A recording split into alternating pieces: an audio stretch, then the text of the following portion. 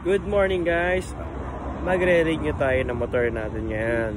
Tapos i-share ko kung ano ba step by step, saka kung magkano ba yung magagastos natin ngayon sa ganitong way ng pagre-renew.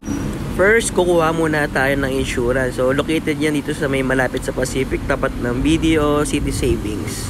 Sa halagang 301 pesos, may insurance ka na. Second, so dito naman to sa may Buhan. So, dito tayo magpapa-emission test.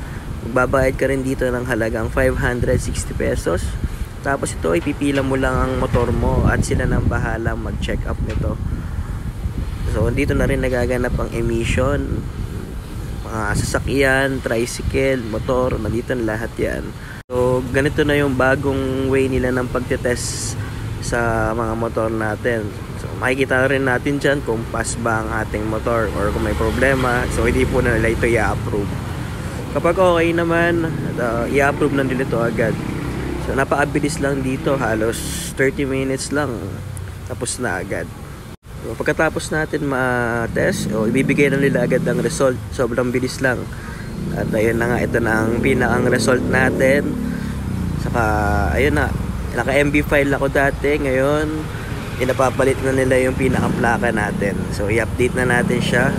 At ito na nga, kinabit ko na agad ang plaka natin bago ako pumunta sa LTO. Tapos noon, dumiretso na nga ako dito sa mismo LTO. Pero bago ako dumiretso, pinaprint ko muna yung aking plaka. Kasi i-upload daw nila ito sa kanilang system.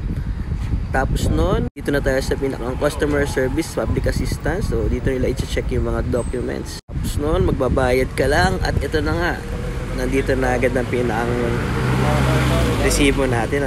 Updated na. Ito na yung pinakang total ng gastos natin.